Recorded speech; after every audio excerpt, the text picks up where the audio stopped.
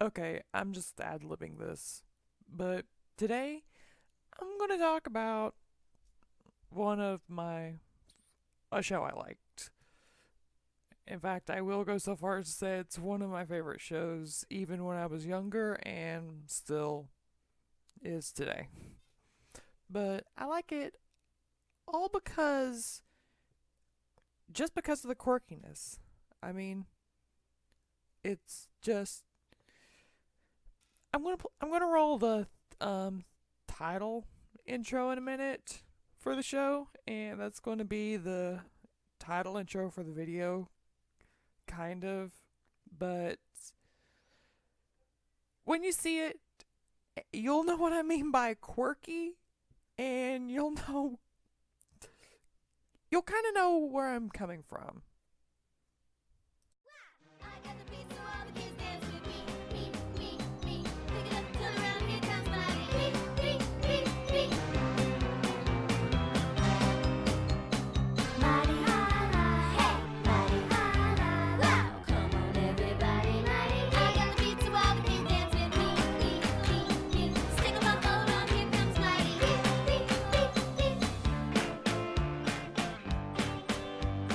Come on, everybody, Mighty. All right, okay, for the first um episode of this series, I guess you could call it, about me talking about the Mighty B.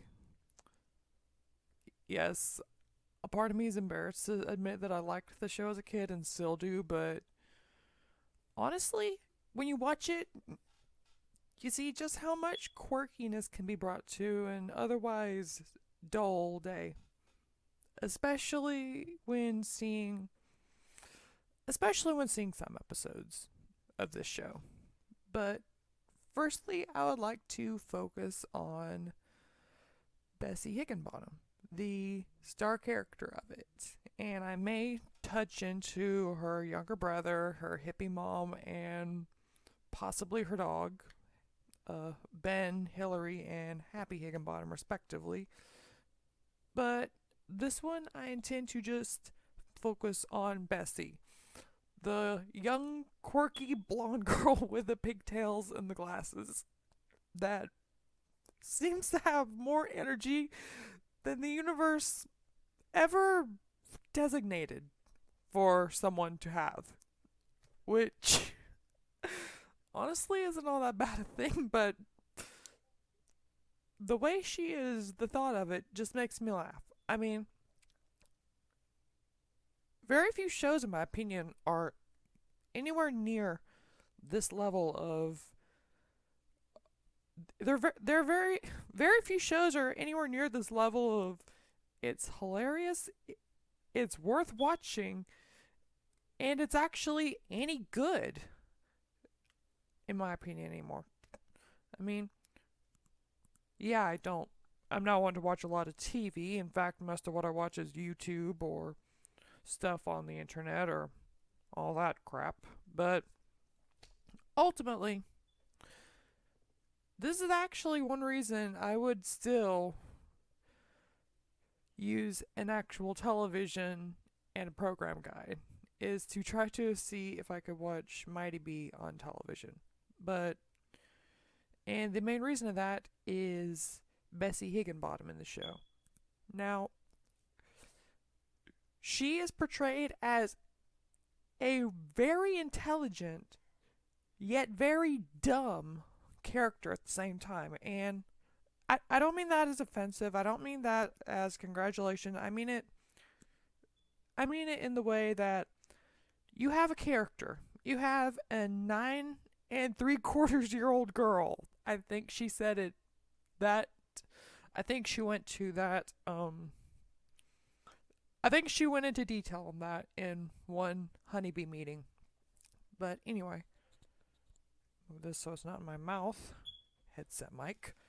Anyway, so Bessie is the kind of girl that's like, she knows all this stuff about all this stuff. she she could tell you anything about anything. Yet she's so blunt or naive or some other word, that she cannot tell that Portia, and very much so Gwen, is actually antagonizing her. Portia constantly antagonizes Bessie in just about everything I've seen recently, and Gwen is near always by Portia's side. And I'm not sure what the episode name was, but it was where they were getting the Young Entrepreneur badge. Bessie, while she is this amazing girl, she also doesn't seem to know that sometimes it's better to take a break from work to have something other than a mouthful of jerky to eat for lunch.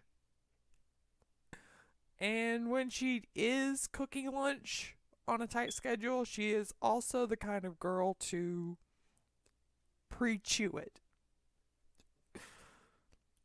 Why that is that, I don't know, but nothing about no one aspect about her is boring. I mean, pre-chewing food, constantly having every call down to the 30-second mark ready for MF Gibbons when she's trying to sell enough makeup to keep her van, which I think that ultimately failed because of how that episode ended up. But at the same time, I was also thinking Bessie is going to be this makeup company's top sales employee. And she's not even an employee.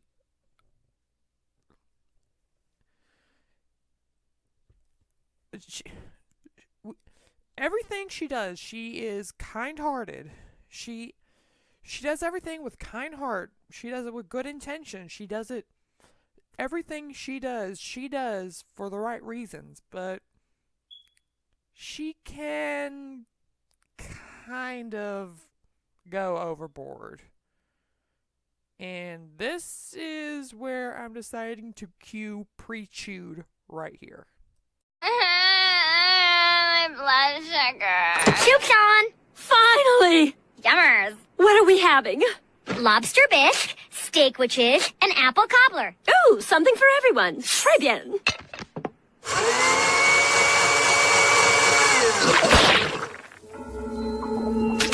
Pre-chewed to save time.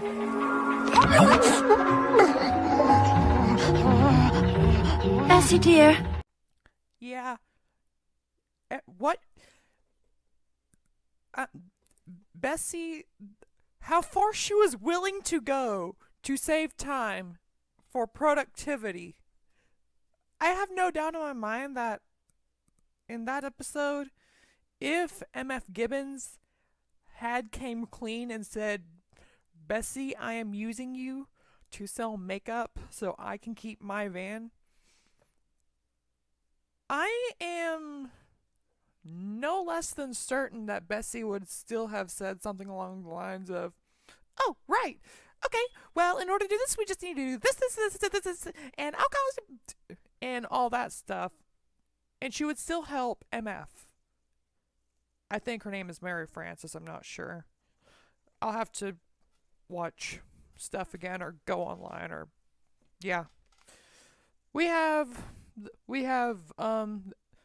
if you look online, you can find the episodes archived everywhere, or there's Google to find out what MF Gibbons' name is. But this is primarily about Bessie. See, she's just that one girl.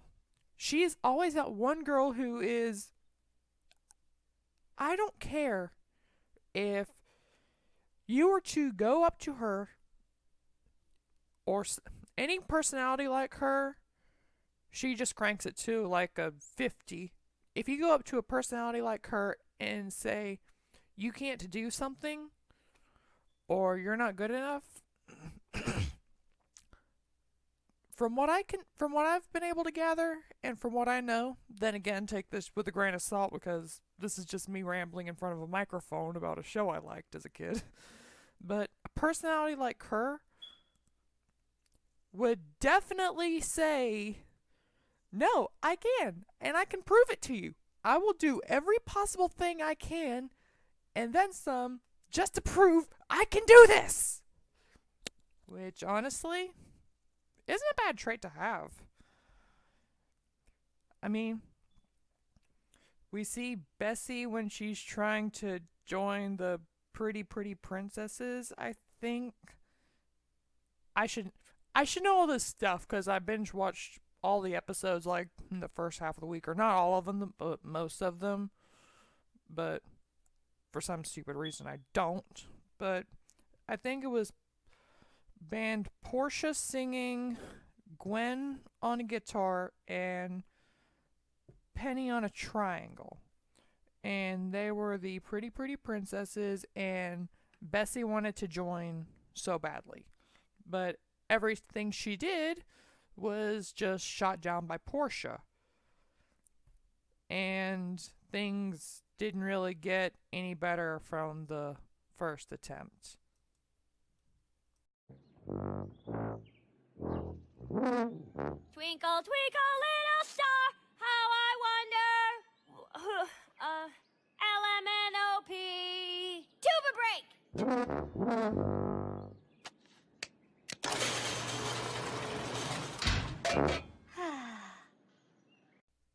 So, kudo points to Bessie Higginbottom.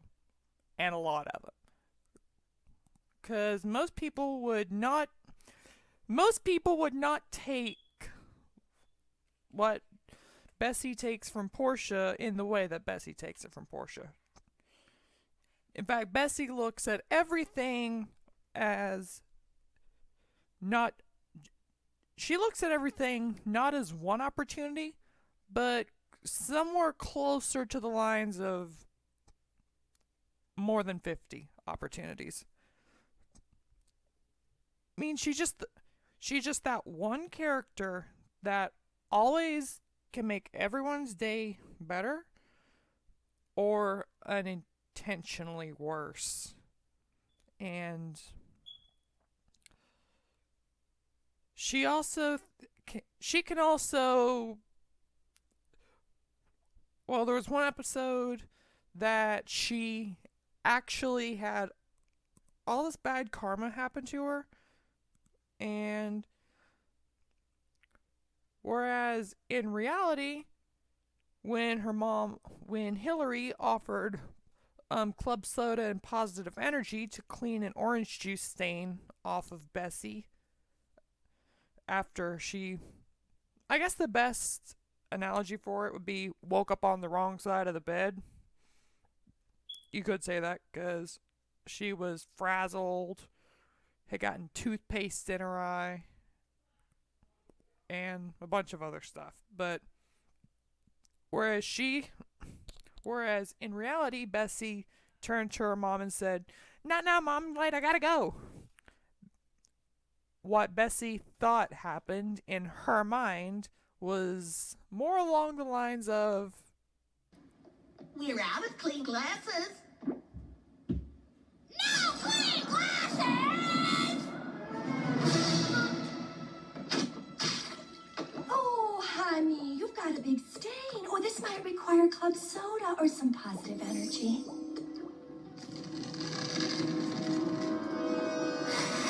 Your positive energy gives me gas. don't think it happened quite like that. See, at the same time, while Bessie is this lovable character, she often takes things to an extreme in her thoughts, like what you just saw.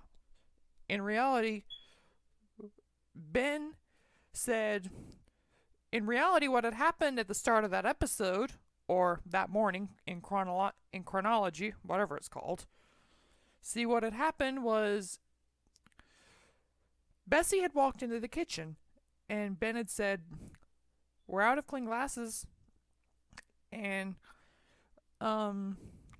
Ugh, crap. Sorry, I'm no good at this. I've literally just started. Anyway, so Bessie's walking past Ben. Ben looks up and says, "We're out of clean glasses." And Bessie, which she does something that most people would do normally, having just got out of bed and their morning routine go wrong. She mutters something along the lines of, "Oh, no clean glasses." Like she's just muttering her frustrations over no clean glasses. So when she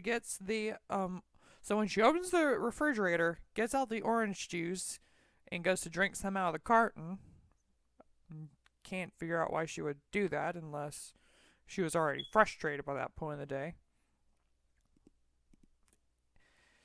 She ends up getting a big stain, and Hillary comes over and says, "Oh, honey, you've got a big stain. This might require some club soda or some positive energy." And to that, Bessie simply holds her hand out to her mother and goes, "Not now, Mom, I'm running late for the honeybees." I think they were going on a field trip and she literally just missed the bus by a second. Any of you ever have that happen to you? You kind of know what it's like. You put in all that work and you're just 1 second too late for it. Yeah. But Bessie, when she's told that she has bad karma, aka the video clip you just saw, she's like, she thinks that she's done everyone so wrong all day. And debatably, even in the days leading up to the day this episode took place. When in reality, it wasn't bad karma at all. It was just not her lucky day, I guess. Just not her best day. But when the hippie guy says that she's got a lot of bad karma, she takes that and she normally does good deeds all around. Like, she's all around good deed honeybee.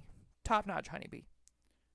Well, in reality, when she heard this from the hippie, her attempts at doing good deeds to everyone who she thought she wronged kind of went well above overdrive.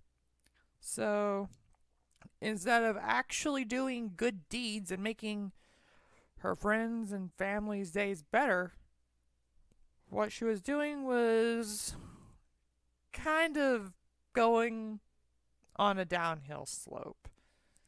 And sorry, I don't have any clips for this. In fact, me doing this was just kind of I have an idea, I'm going to do it. No preparation. So don't ask me how I'm doing it as good as I am right now. But anyway, back to Bessie.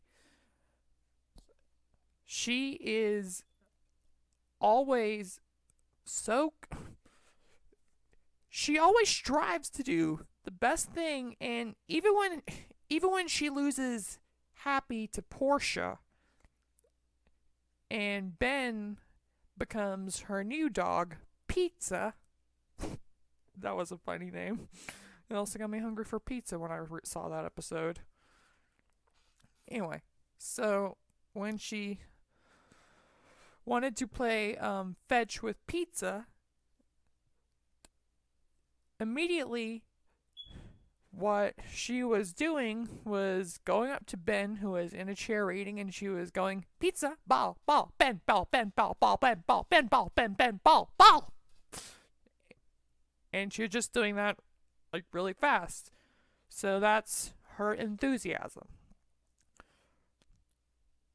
She never saw anything as she never saw it as, oh my goodness, I could be pushing Happy too hard.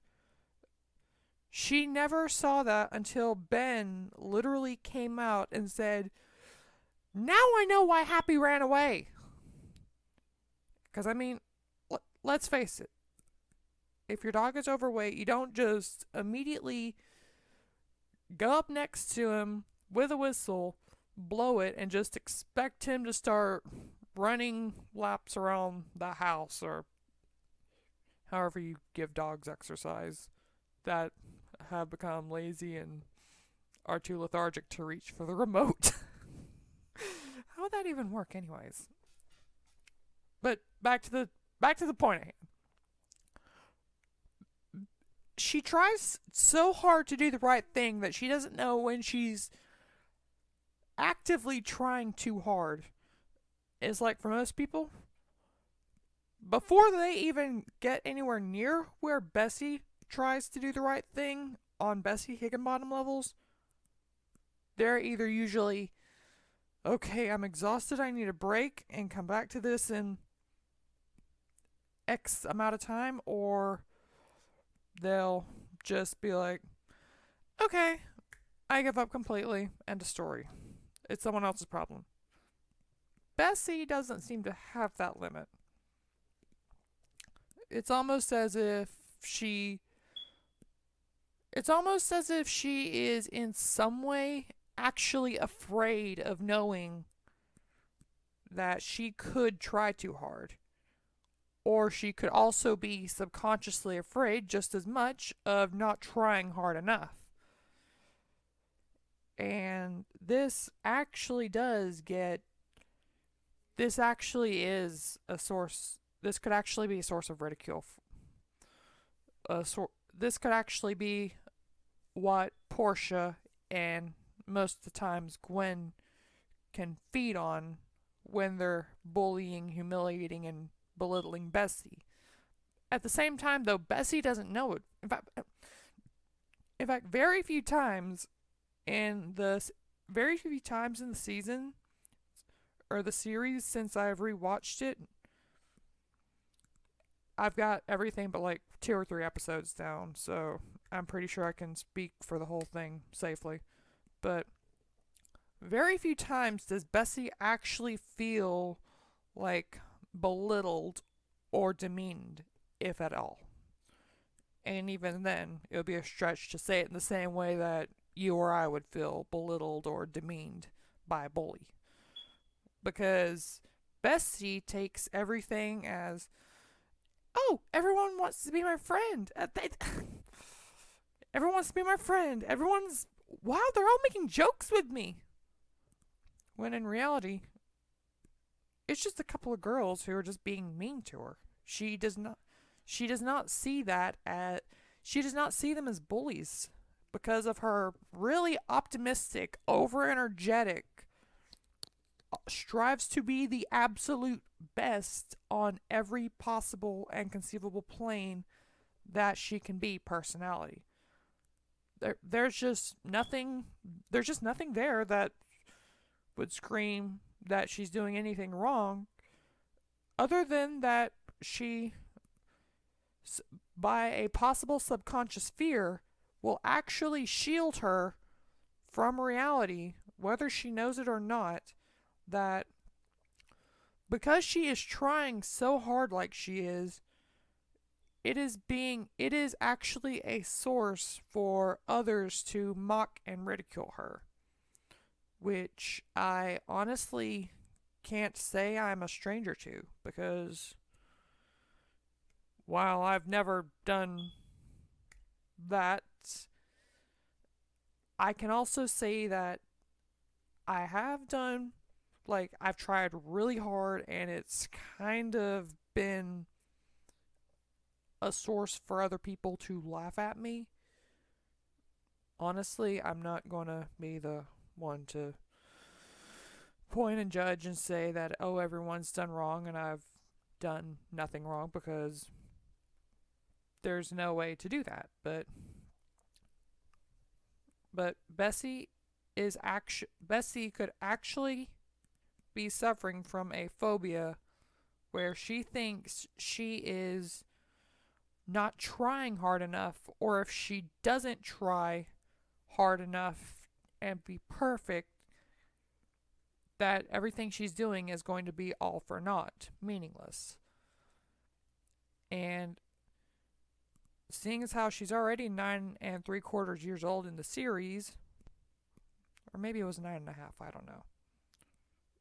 She's at least 9 years old. We can all agree on that. But seeing as how she's already at least 9, possibly going on 10 years old in the series, it's possible that this phobia could actually be deep rooted and repressed, to where this hasn't been a phobia driving her personality so much as it is her personality now that she can't control, change, and get rid of, even if she wanted to, because it would be something clutching onto it subconsciously. But that I don't quite think is the case for her, unless that developed really young, which in someone like Bessie, I really wouldn't be surprised. Because, I mean, in this clip, There's a T-bone floating in it. You always do this to me! Yikes! Nobody always does anything. It's not like I'm always forcing them to... Eat it, eat it, eat it, eat it, eat it, eat it, eat it, eat it! yeah, that clip, Ben, I believe at the time would have been an infant, and Bessie would have been 3 or 4, and which, assuming I'm right, which chances are I'm probably not, because I don't have a degree in psychology, but I think 3 would actually be a time that a phobia, like, I'm going to call it a personality phobia, but something along the lines of a personality phobia like Bessie's, I think it could actually set in at 3. I think it could actually set in at 3. Or she could just be, again, a hyper kid fulfilling her duty as a caring older sister to her infant younger brother. Which, honestly, both of them seem... Honestly, both possibilities, they don't seem impossible. In fact, both are actually extremely likely.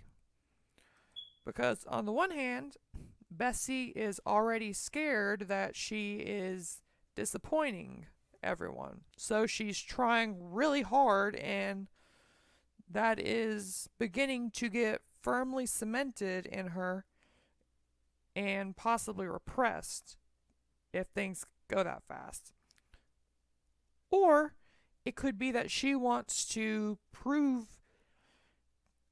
it could be that young toddler Bessie wants to show, hey, I can be a really good big sister. But she's just going about it the wrong way. Or it could be that she's just, in that shot, a young kid that doesn't know when enough is enough. Which ultimately led Ben to having his phobia of food touching food and his military fence plate. Which honestly was kind of funny. Ultimately, though, Bessie as a character, I give her pretty much 9.5 out of 10. I mean, she, in every conceivable way, tries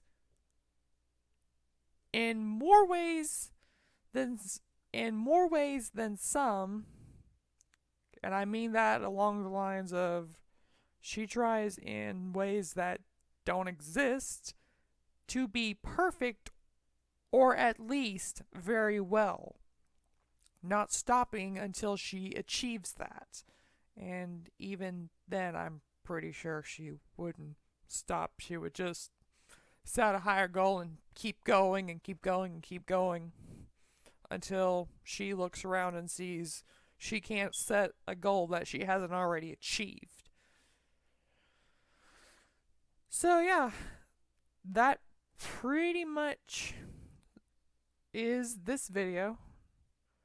So check back later.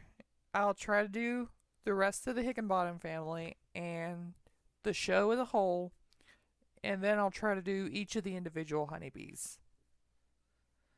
This is Midnight Fang, and I am signing off. I got the pizza, all the kids